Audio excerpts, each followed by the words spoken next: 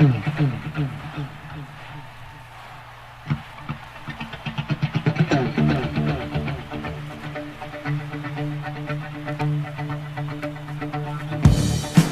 evening, everybody.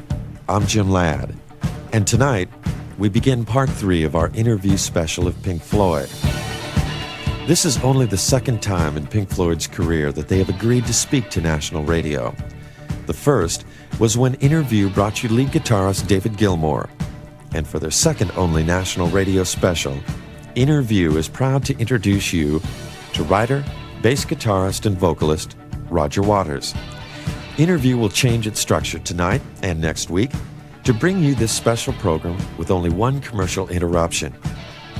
We're doing this so that we may present a verbal commentary of Pink Floyd's epic concept album, The Wall, from beginning to end in 4 segments, one for each side of the album.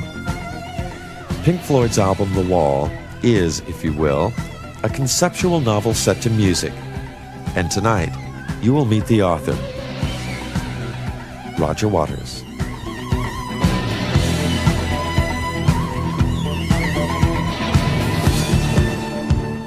What we talk about now is going to be helpful to people when they're listening to the album.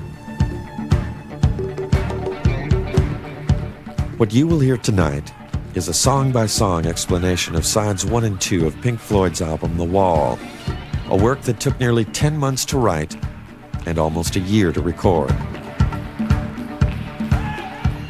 10 months until I had it in a state where I could play it to anybody. I think I started in September, and it was the next July I played it to the other guys in the band, a demo tape that I did at home. And then we started rehearsing it and fiddled about with it and started really recording it properly in April. All right, we're going to start now with the first song, side 1, called In the Flesh, which, in listening to it and reading the lyrics, is kind of like an overture or a prelude to what's going to happen, right? That's exactly what it is, yeah. It almost appeared to me after, like, the second time listening to it, that In the Flesh was someone who this wall experience had already happened to. And he speaks first, and you hear from him. Is that correct? Well spotted, yes. Yeah. That's exactly right. The piece, on its simplest level, is about the situation of a rock concert and feeling alienated from an audience from the point of view of being on stage, which is the point of view that the character is expressing in that first song. And then when we get to the end of that first tune, everything else is then flashback. Now, at the end of this first tune, you hear this, which to me sounds like a military aircraft, and begins this other analogy. I mean, the first to me is this thing of an artist, we'll say, trying to relate to this public, but then there's also this sub-theme of war that keeps coming through. Yes.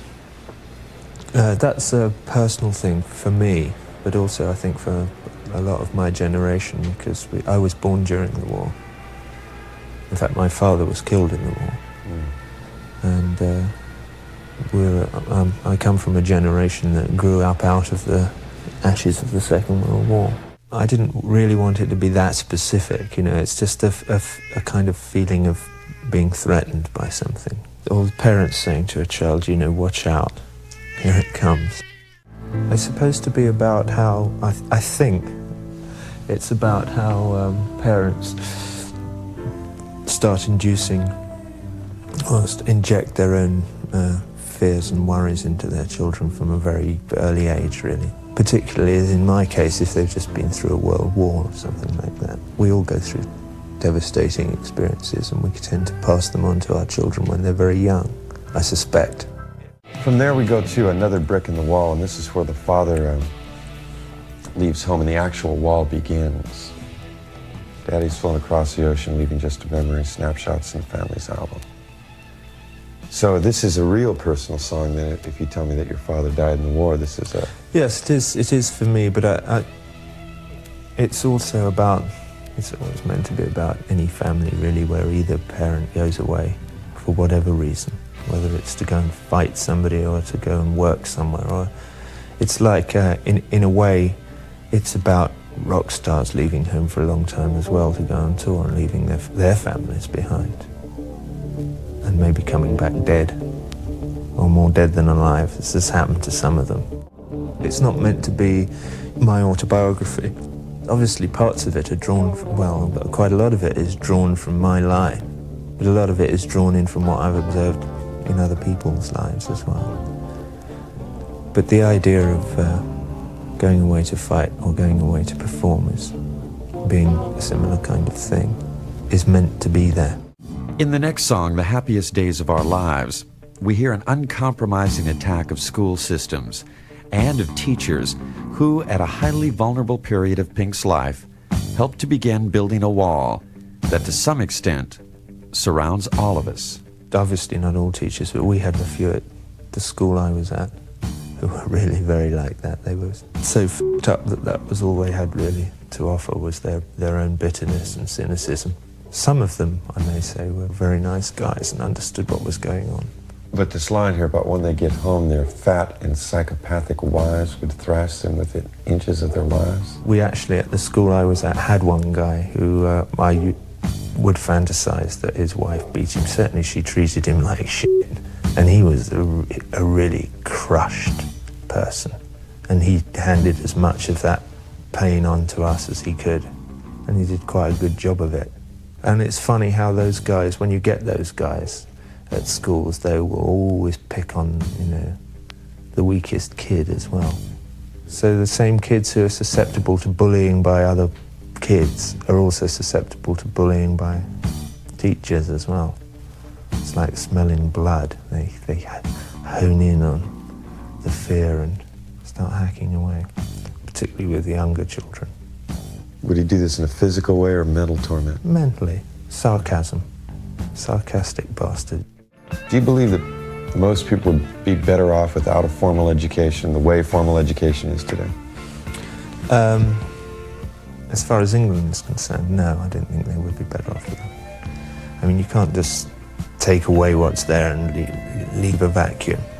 Most kids have been provided with the necessary tools to educate themselves. I mean, you've got to help children to learn. I agree with you that most children will be willing to learn, and if you help them to follow interests that they have.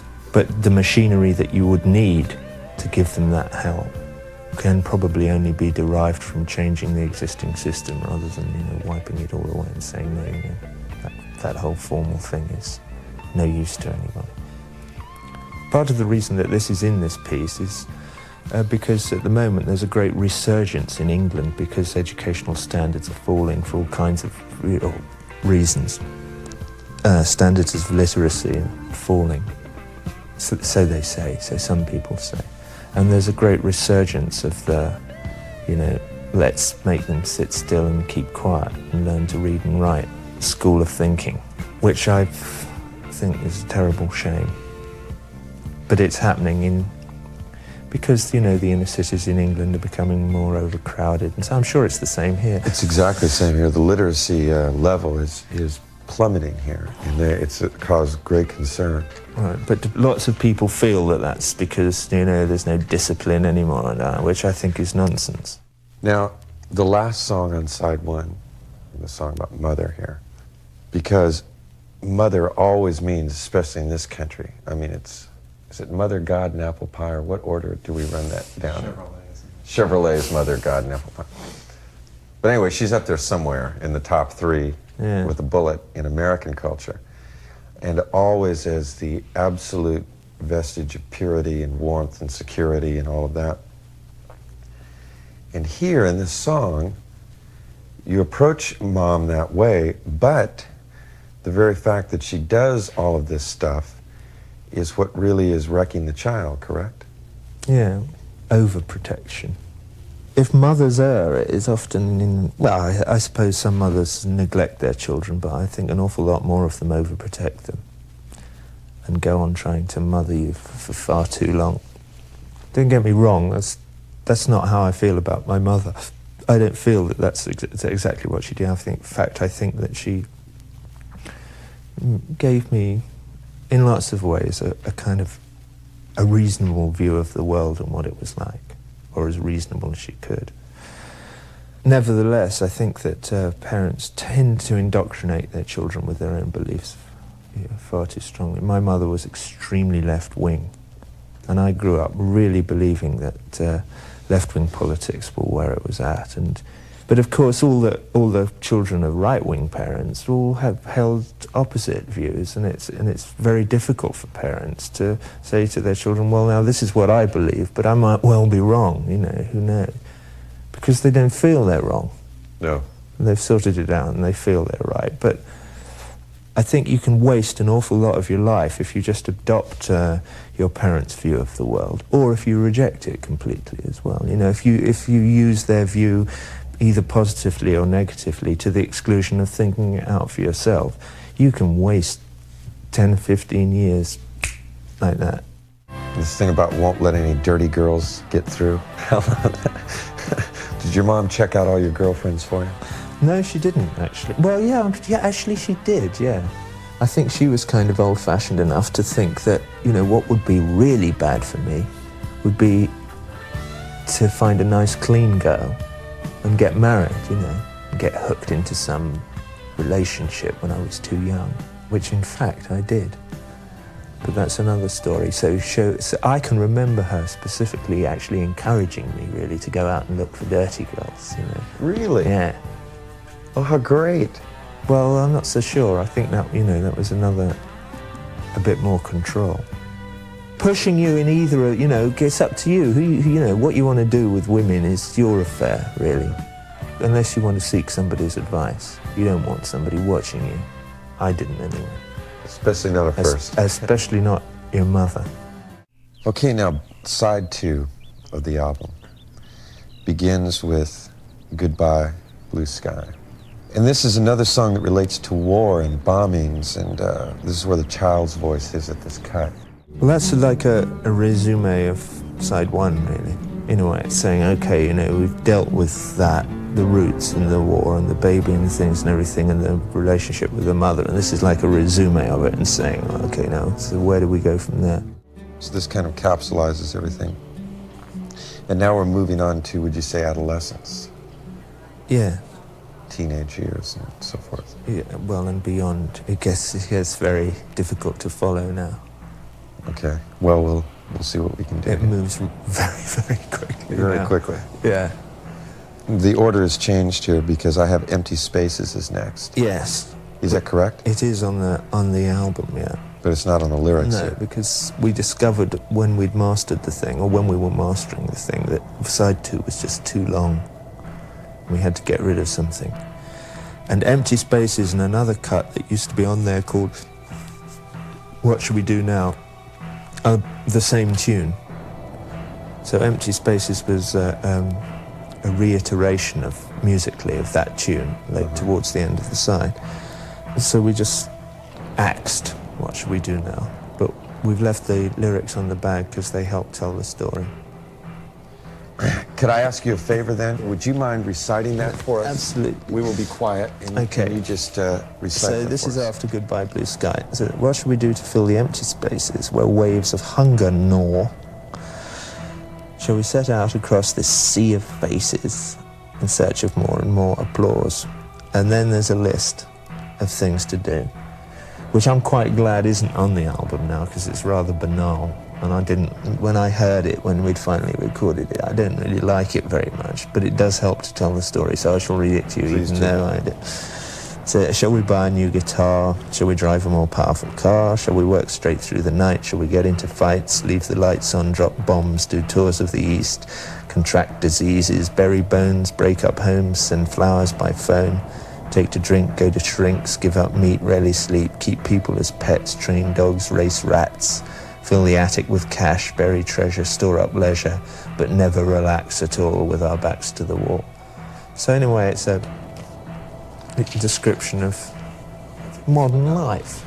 And I can see now how that does fit into the story quite well, although it seems like it would come later for some reason. Funnily enough, it used to come later, and then we changed its space with Empty Spaces. I can't remember exactly why. It was so difficult in the later stages of making this record to make any sense of it at all.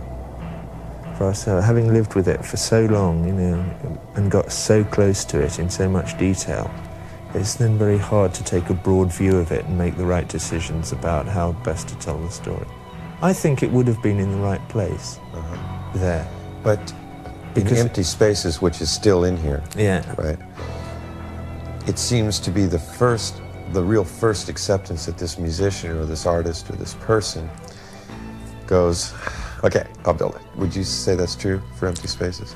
Or first time he recognizes, Recognizes the need, right? or that it's there, you know, it's already been happening.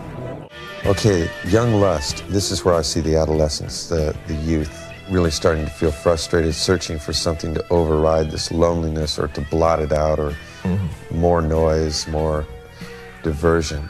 And we get into the Dirty Girls, and you finally get yourself a Dirty Girl, is that? Yeah, well, this is meant to be the first answer, if you like. And this is where it gets really hooked into rock and roll, specifically. Because the tune is occasionally throughout our career, we've done tunes that are a pastiche of something else. And this is one of them. And it's meant to be just a pastiche of a, quote, rock band. Now, I want to ask you about this phone call scene. I've been in that situation, so my first wife got involved with Motorman when I was on tour several years ago. The operator says, I have a collect call for Mrs. Floyd from Mr. Floyd. Will you accept the charges? And it's a guy answering, that's the point is. We set that situation up right. So we phoned a guy in England and said, okay, we're going to call you up and the operator will say something like this to you. When she does, just hang up. The operator was wonderful. And the way she immediately recognized what was going on, which I really liked. You know, then he's obviously upset. And then he takes this girl, just anybody, a groupie, back to his hotel room. And she's wandering about. The picture is that he's gone, so he's just slumped. You know, she keeps talking to him and he doesn't want to be annoyed. But yeah, then he feels one of his terms coming on. He starts getting violent about the whole thing. In Don't Leave Me Now, Yes. okay, this seems to be one of his last contacts with someone real outside of this wall that he has. Who is he talking to here? Yeah, he's talking to this ex-old lady, really, but he's not. Yeah, that's what he's doing. You know, Don't Leave Me Now is a very general song about men and women, some men and some women. The song of the surprised male who wonders why they finally leave, you know, after they've been treating each other very badly for a long period of time. These bricks that are put in the wall, could they be interpreted as defenses against all the stuff that's happened to him so far? Yeah, yes. Well, you can say, on the simplest level, when something bad happens, he isolates himself a little bit more. Right. I.e., symbolically, he adds another brick to his wall. Now, on the simplest level, that's so I'll understand it. So where was it really at, Roger? Is that what you're implying here? When it's expressed using the symbols that are used in the songs like that, I mean, on a symbolic level, that's how it is. No, do you interpret it however you want to? But yeah, the idea is as simple as that. Right, There's that each nothing clever and every about it. time something happens to him, he adds another brick so that won't happen Yeah. again. Just to protect himself from anything or everything. Not specifically that thing, but each thing isolates him a little further. Now, at the end of side 2 and the end of the first half of the album, it ends with Goodbye, Cruel World, Yeah. which at first listening you would think, well, gee, maybe that should be at the end. But this is where the wall, as I hear it, is completed and is now cut off, correct? That's right, yeah. In terms of the way the thing should work as theatre, if you like, he is walled off symbolically, but he's also shut himself off in this room, in a specific room, you know, somewhere in America. In the stage show now, which we will, at the end of this, go back and explain more fully, but let's say that someone is watching the show and you're playing this song. Is the wall physically completed except for the triangle, or is it totally completed at this point? Well, we haven't explained any of that, but about the show. No, but we will go back. I'm just saying for my own edification. Okay. Well, I'm singing Goodbye Cruel World. The idea for the show is to do it just behind the plane of the wall and to backlight me very strongly with strong lights shining out, so there's light coming out through the hole. And as I'm singing the song, to be filling in the last, say, 10 bricks, so that there's just one left that slots into place at the end of the song. Good evening, everybody. I'm Jim Ladd. Tonight, we are very proud to present part 4 of our exclusive national interview of Pink Floyd. Our guest this week, as last week, is writer, bass guitarist, and vocalist Roger Waters. Now, last week we presented the first half of Pink Floyd's amazing concept album, The Wall. And this week, you will hear the second half of the story and some insights into the live stage performance of what became the most complex and visually exciting concert ever presented on a rock and roll stage. The performance of The Wall, which was filmed for a later release as a movie, was in fact so complex that the physical requirements of production made it literally impossible to take this concert on the road. And for that reason, Pink Floyd presented The Wall in only 2 American cities, Los Angeles and New York. Yeah, we looked at it all, the logistics of the thing, and the only way that we could even approach maybe breaking even was to just do 2 large centres of population over here and 1 in Europe, i.e. London. We're doing LA, New York and London. And some of the central characters, like the mother and the schoolmaster and the wife, and the schoolmaster's wife, in fact, appear earlier in the piece as inflatable puppets. They're big, they're sort of 40 or 50 feet tall, and they're huge, these puppets. They're wonderful. The only real reason for doing this live is in order to impose the discipline of making it work as a live show, because it's really a movie. We'll now pick up where we left off last week, at the beginning of side 3 of The Wall, and we'll hear first what inspired this, possibly Pink Floyd's greatest work to date. Roger Waters. The starting point of this whole project was me feeling bad about being on a stage in a big stadium and feeling that there was an enormous wall between me and the audience, albeit an invisible one, but one that I really felt was there. And looking at the faces of the people that I could see in the first, 50 or 60 rows of swaying heads, it looked as if they were experiencing it as well, to me. It's like when you're singing a very quiet song with an acoustic guitar on stage, and there's about 10,000 people shouting and screaming and whistling, and which happened a lot on the Animals tour. There was always at least 20 people that I could see whistling and going and shouting and screaming. They were trying maybe to kind of be with me, if you like, but it doesn't help. They're going, woo, wow, hey, get down, and you're trying to sing this quiet little song. Quiet, lilting ballad. Yeah. Does it make you feel that your audience doesn't understand what you're doing? Well, obviously they don't. The ones who are making the noise. The problem is that you know that there are thousands of other people there who do and who want to listen to it. If they were all like that, then you could just say, okay, they're just a bunch of mindless pigs, let's take the money and run. But you know that there are people out there who do want to listen to it, who are interested and who do understand. The starting point of this project was me thinking, wouldn't it be good, theatrically, to do a show and to physically construct this wall that I feel between me and them during the show, and to just cut ourselves off and really antagonize the audience and let them really find out for themselves how they feel about that and what's going on. So in the show we do that, but we don't leave it at that. In terms of the structure of the piece, the wall gets finished at the end of side 2, or in terms of the show, halfway through the show. I see. So Hey You is next, and he's now speaking to the audience from behind the wall. Yes, the lyrics of that work quite well. And it's also, as a piece of narrative, Hey You works quite well, because it's him from a very isolated position, pulling himself together and sort of trying to re-establish contact, but only inside his own mind, really. And then it's the middle of the song is sung by a third person who narrates the fact that he can't actually make contact. You know, the wall was too high, as you can see.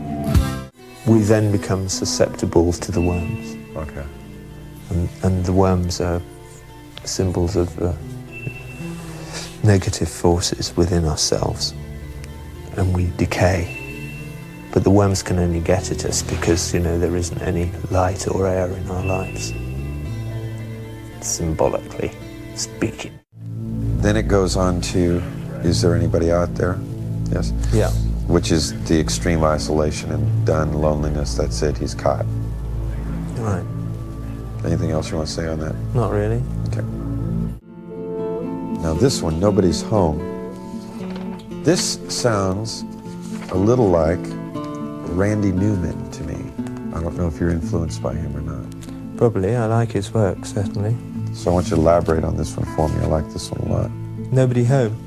It's really a song about him sitting alone in the room reflecting upon his life, and also reflecting upon the fact that he can't even make contact with his old lady.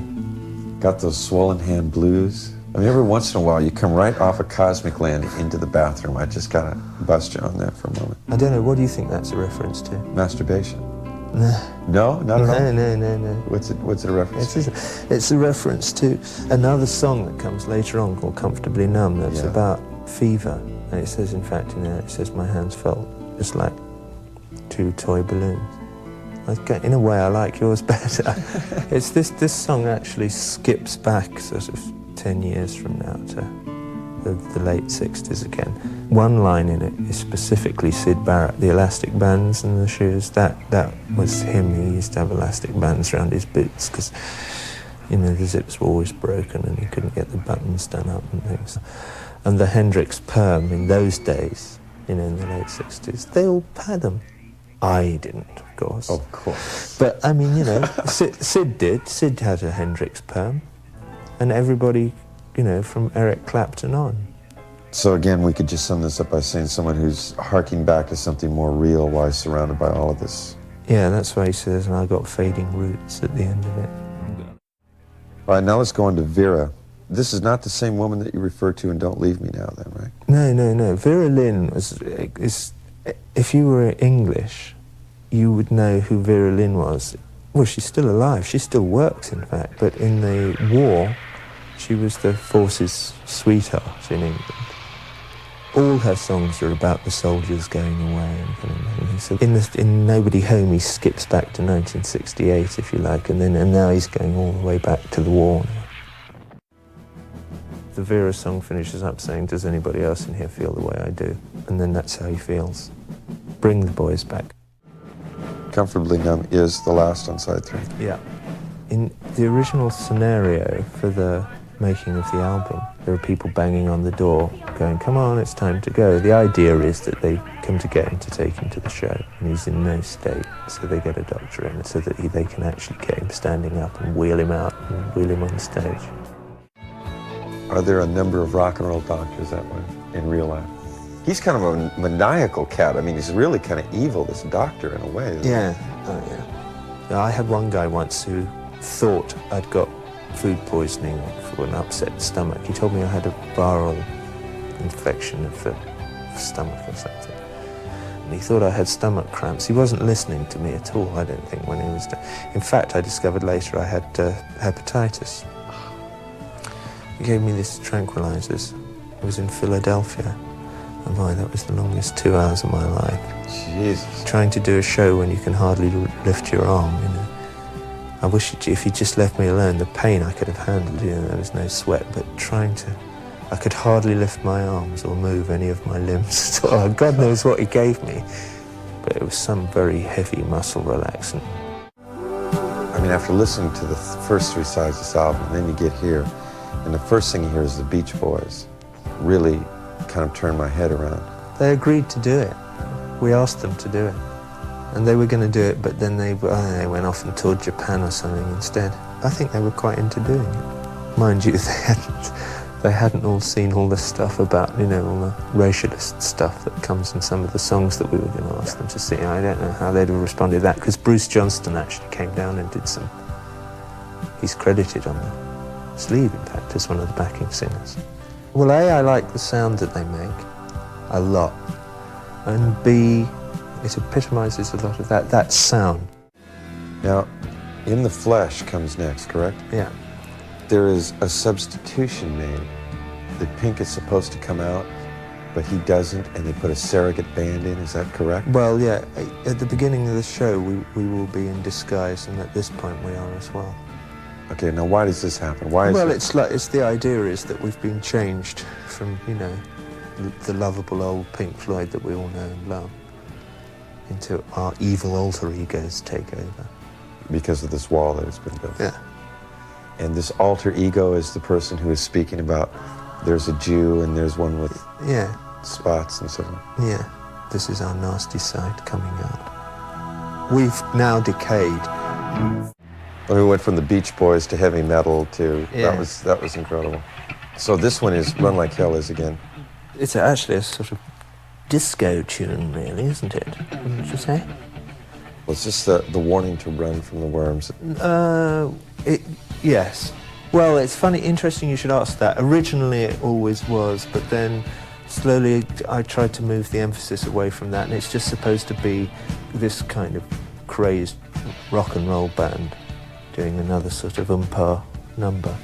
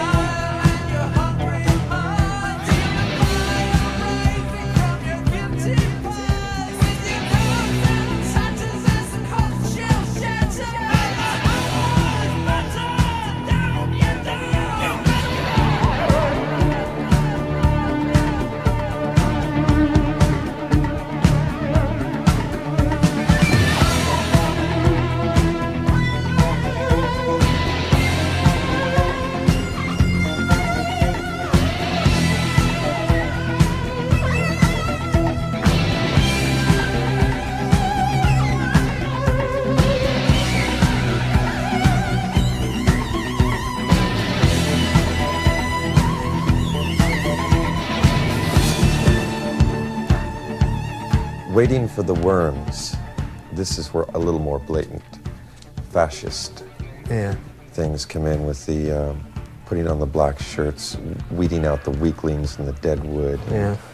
I'm surprised we don't have anything in here about genetic breeding in the song. I'll make a note of that and try and slip it into some future work, if you like. Really, Jim. or you could just call the album back, Roger, and remix something. I don't think that'd be too much of a problem. The thing that's really important about Waiting for the Worms, mainly it's just, as you've spotted, just a kind of long, rambling, ranting piece of nonsense, is that it's beginning to wear off. In the story, whatever it is that the doctor's given him is beginning to wear off. He's sort of flipping backwards and forwards here, from ranting and raving to saying, it starts off sitting in the bunker, and then he keeps flipping into the other persona, which is the kind of raving fascist persona that he's adopted.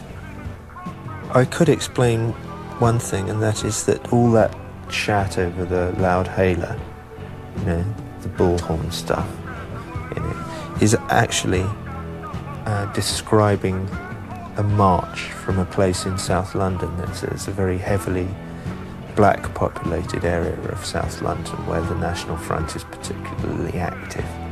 And it describes a march from a place called Brixton Town Hall. Brixton is just an area in South London. And it just describes the roads and things and which bridge they come over and where they're going. And they're going towards Hyde Park Corner to have a rally in Hyde Park.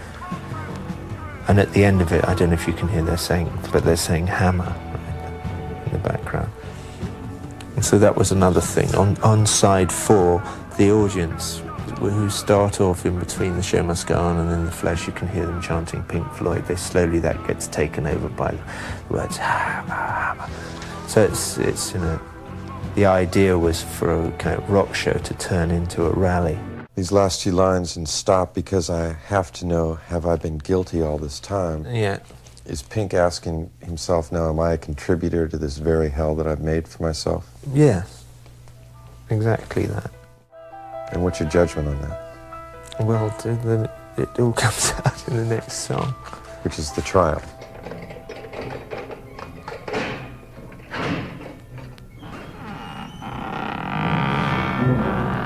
And here you bring back the characters of the schoolmaster, the wife, the mother. Yeah, and he has been, obviously.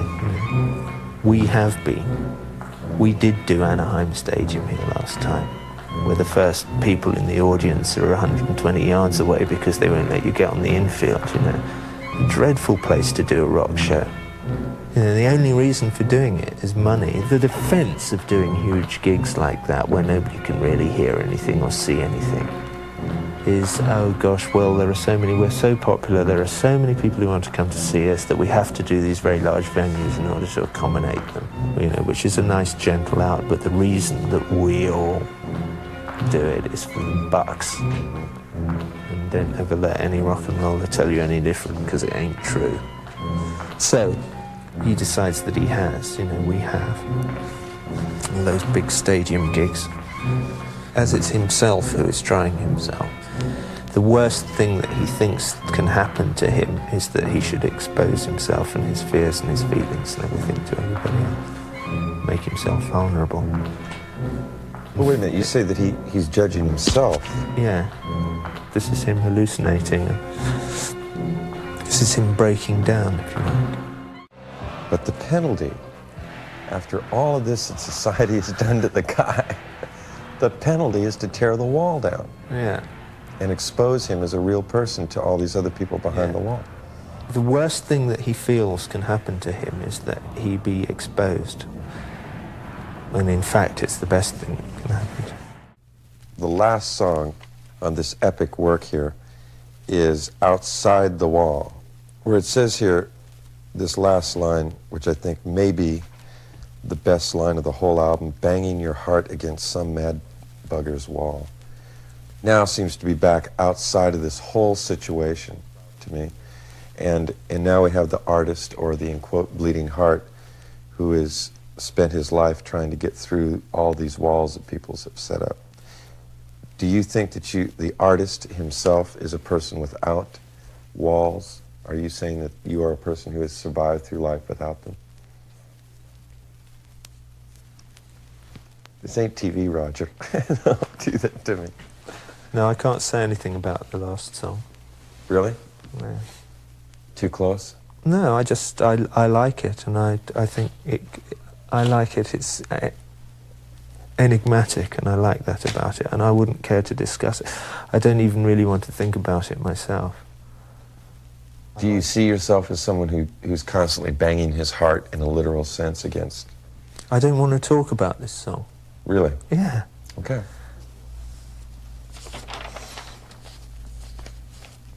The Wall. I just hope people like it, because, you know, I like it. And it's rare to work on something for a long time, and then you come to the end of it and you think... You're proud of it. Yeah. Yeah. Thank you. You're welcome. Before saying goodnight, I would like to say that this has been a very special project for me and all of us here at Interview. And for that, my personal thanks are due to Pink Floyd's manager Steve O'Rourke and to Paul Rappaport and Mike Jensen of Columbia Records. Also, very special thanks are due to Jack Snyder of KMET Los Angeles and to Roger's wife, Carolyn. I hope you enjoyed this 4-part special interview of Pink Floyd. I'm Jim Ladd.